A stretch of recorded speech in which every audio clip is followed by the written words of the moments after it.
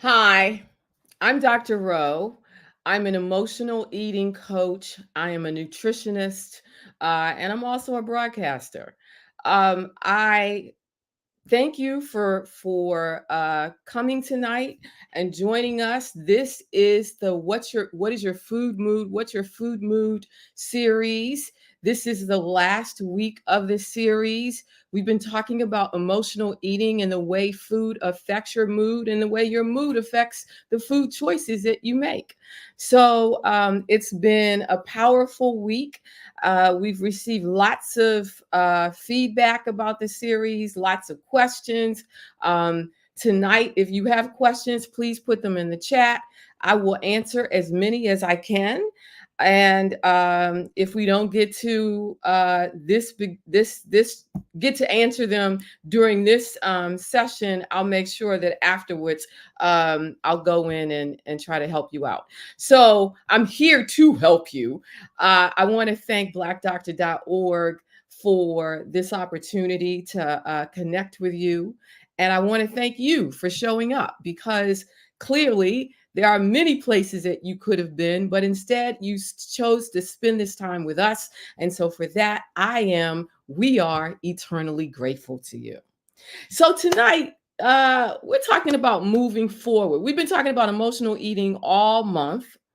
And I cannot say enough about the importance of this subject because, as I said last week, the federal government, scientists, the American Psychological Association, nobody is really terming this thing a mental health issue, which is what it is.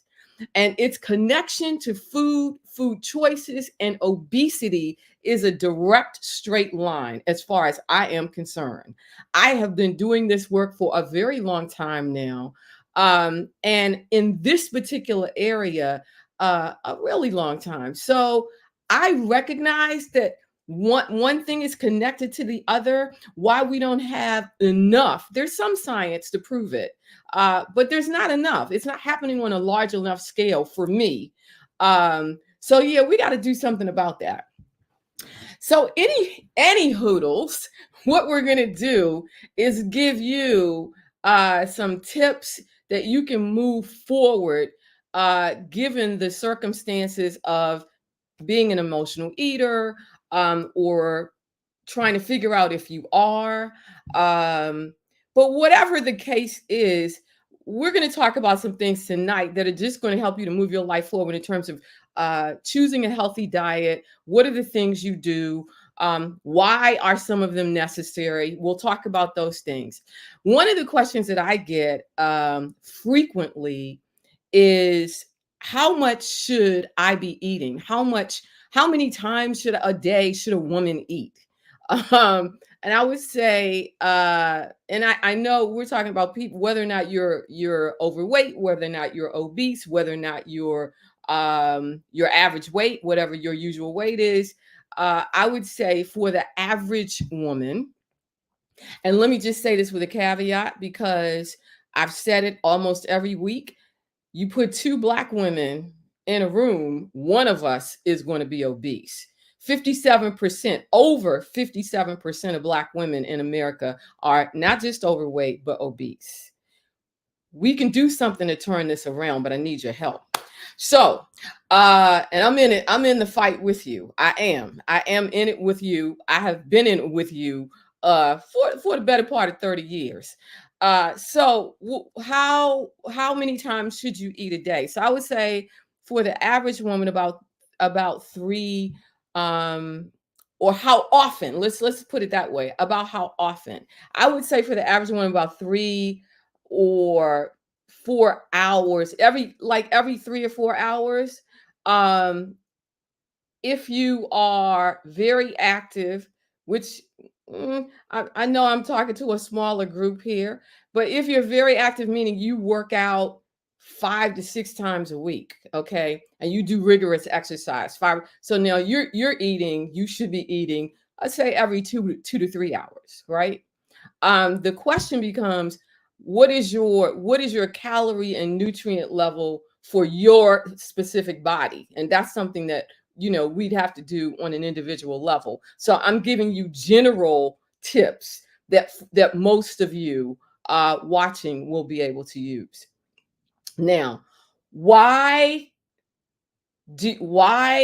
should you um why should you eat every 2 or 3 hours or every 3 or 4 hours? And what should that be? What I'd like you to do is make sure that you start your day with a protein rich and carb breakfast, right? The reason is because you get your metabolism kicking for the day. And the reason for protein and whole carbs is because the carbohydrate food now, and I'm talking, and we'll get to what those specific foods are, but the carbohydrates, the fiber rich food is which is what I want you to do, what I want you to have. The fiber rich food is going to stave off hunger. A lot of emotional eaters will say initially, I'm hungry. But the truth is, not every time you say you're hungry, are you hungry for food? Maybe you're hungry for something else. Okay? Maybe you're not even hungry because real hunger, hunger pains come with real hunger. But when you say, oh well, no, I got a taste for this, so I'm just going to go have this because I'm feeling that, that's not real physical hunger. So maybe you could also be thirsty, and the reason is because the same brain chemicals that are responsible, or the same process that's responsible for getting the message to your brain that you're hungry. It's the same brain chemicals that are true for thirst. So you could be thirsty when you think you're hungry, right? um I would also say that when you decide to go eat something and you really weren't hungry, um and maybe binged on that something, um and ate it quickly, I want to remind you that it takes about 20 minutes for your brain to get the signal that you're full. Okay, so if you're sitting, let's just say you're just sitting having a meal with friends or family. um there's several of you at the table. You keep pace with the fastest eater at the table, and guess what? You're likely to consume 14% more calories than you might have without keeping pace with that person. I say that to say, if you eat fast too, now you're taking in more calories than your body requires. um and that can look like it could eventually lead to binging. Okay. So I want you to eat at your own pace. I want you to start your day off with a protein and fiber rich breakfast. What does that look like? Could be a breakfast bowl with black beans, spinach, red onion, little tomato. And if you wanted to, you could throw an egg in there, right? But that's a protein rich, um, vitamin rich, carb rich, but good carbs um, diet. I mean, breakfast. And now um, you've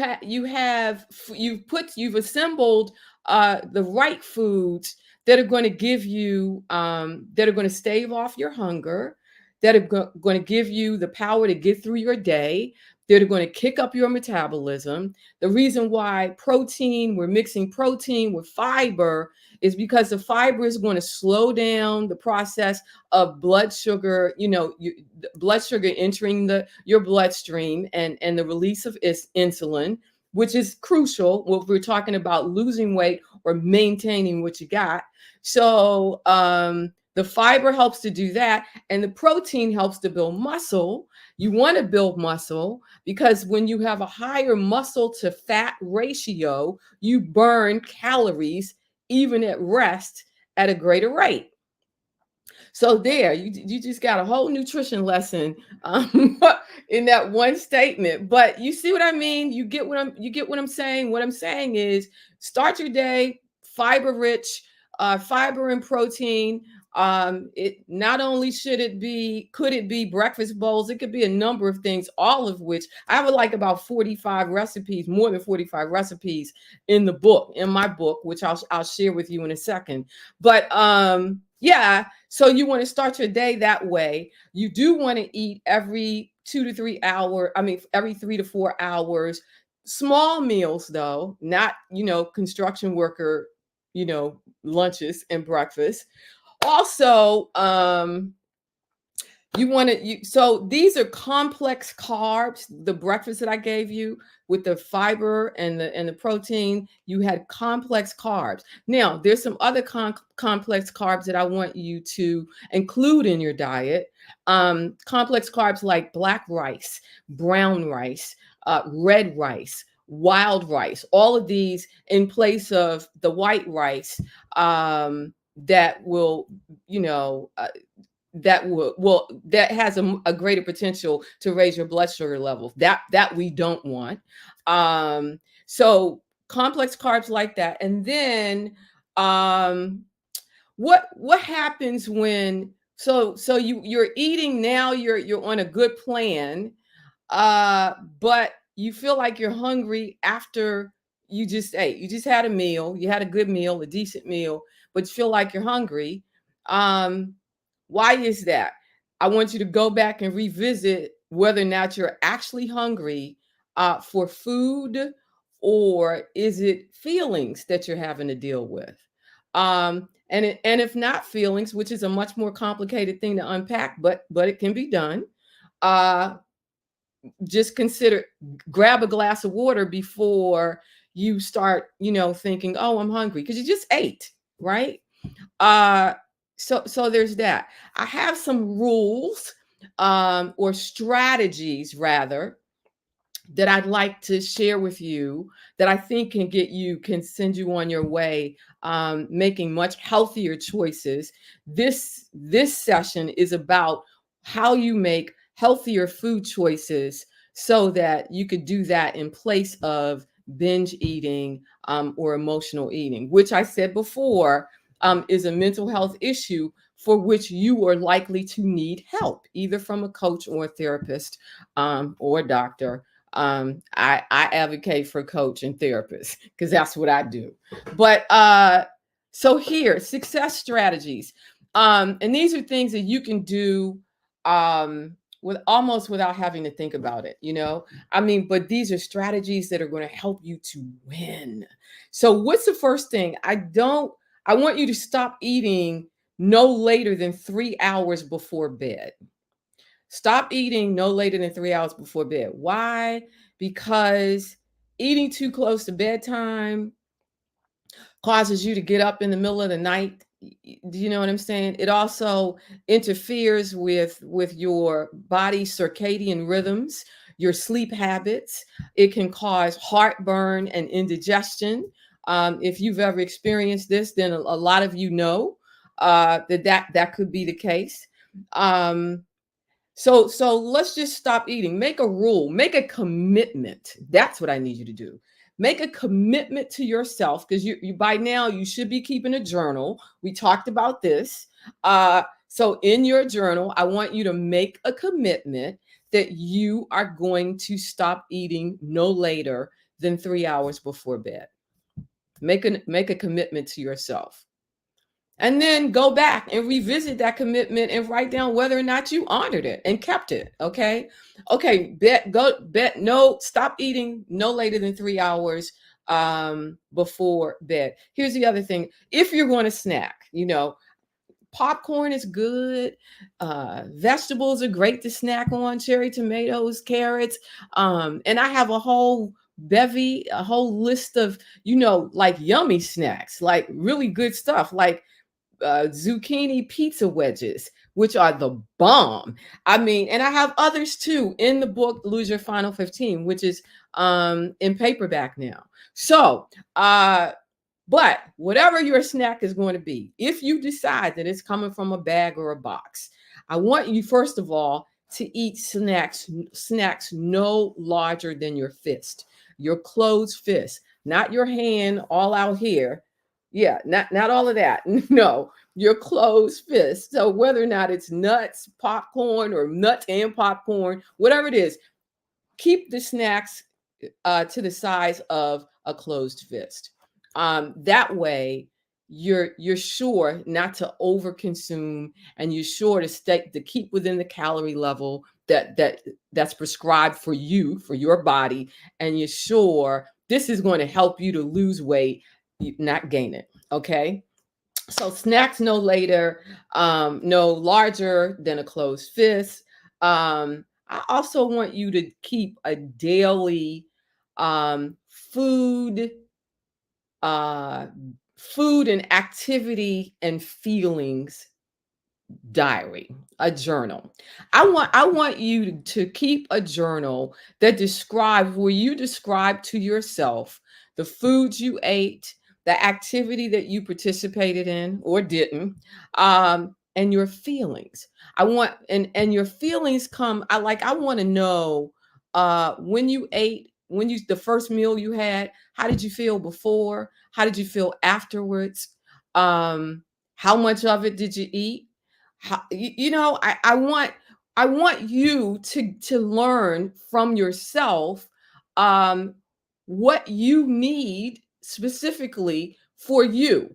And what that means is, if you need an opportunity to examine the behaviors, your behavior your behavior surrounding food, your behavior surrounding fitness, your behavior surrounding your mental health. I want you to examine it, because then and only then do you start to make change. You can make changes if you look and say, hey, I ate 7 bowls of ice cream yesterday. What was that all about? Let's write it down. What was it all about? Tell yourself, answer it for yourself. Let's find out why you ate 7 bowls of ice cream. Okay? Or 3 bowls or 2 bowls. If that's not in the plan, let's examine that, because if it's not in the plan, that means you're self-sabotaging.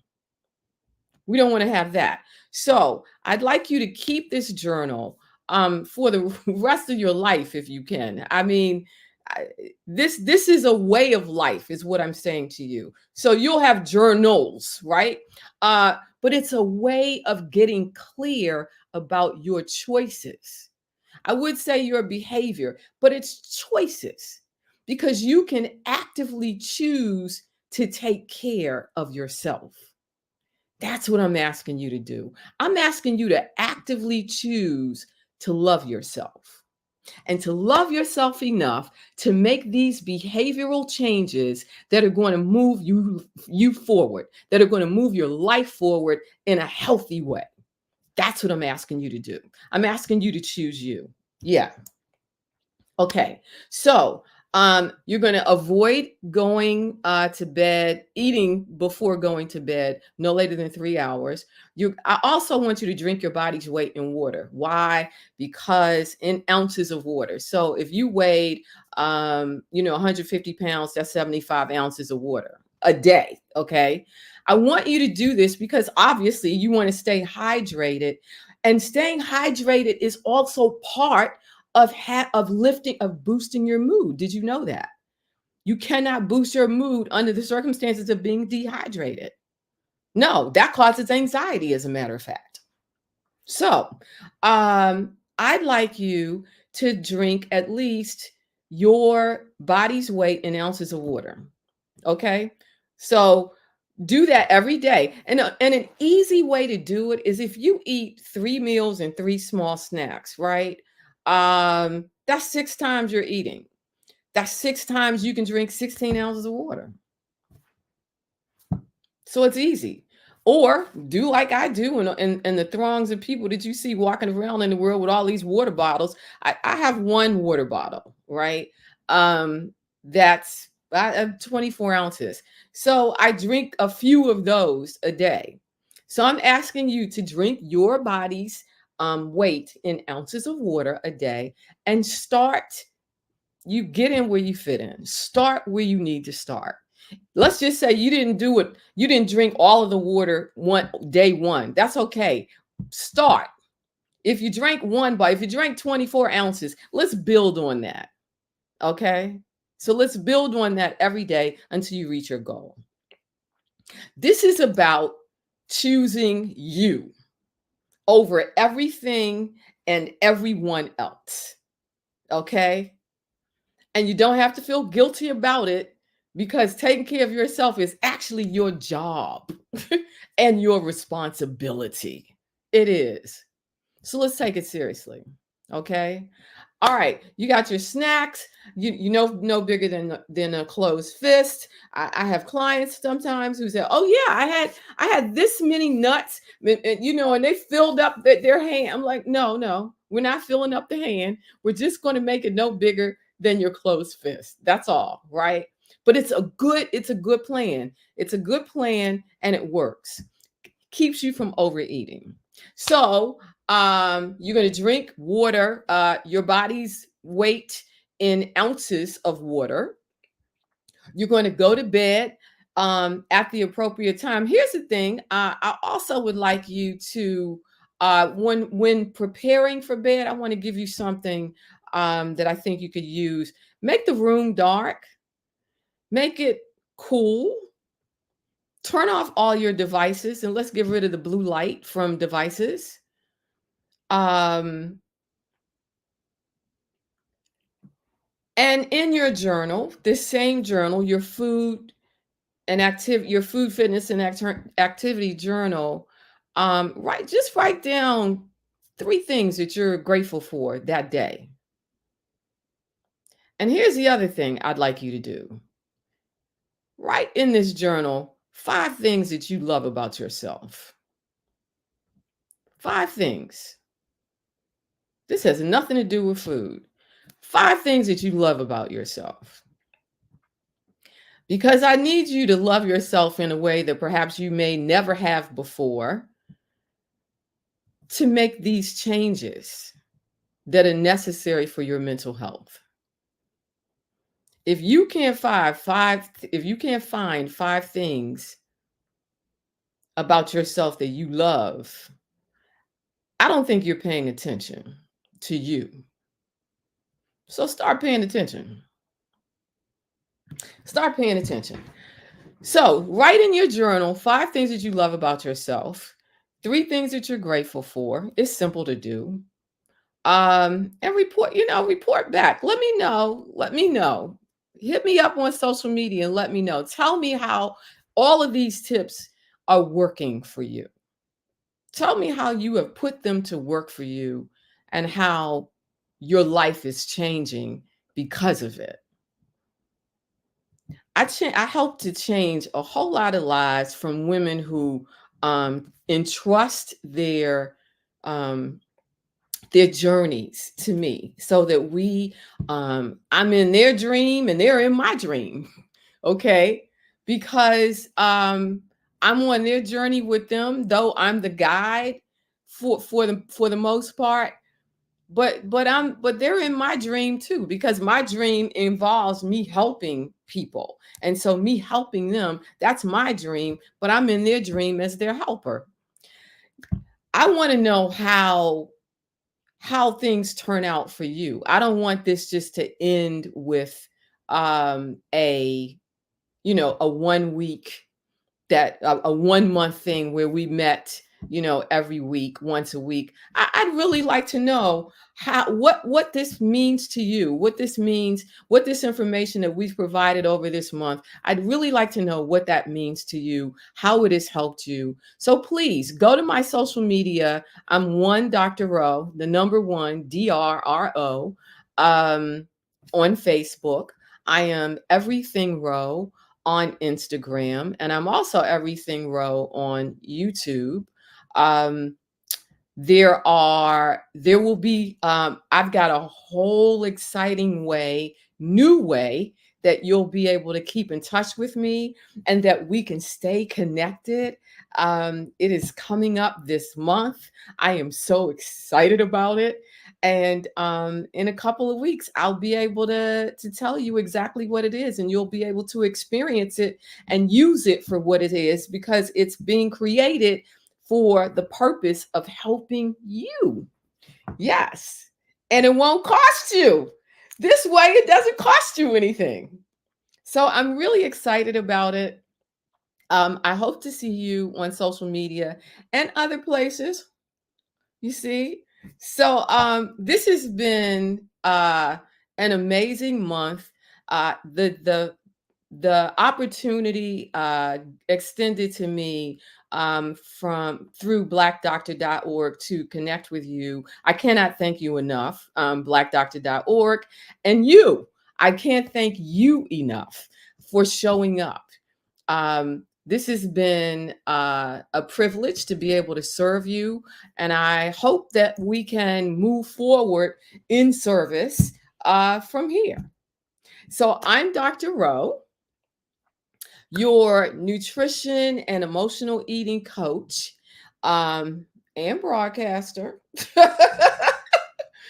And I'm here for you. So let me hear from you. Check in with me on social media or in all of my different channels, and let's stay connected. I'd love that. Until next time, be well.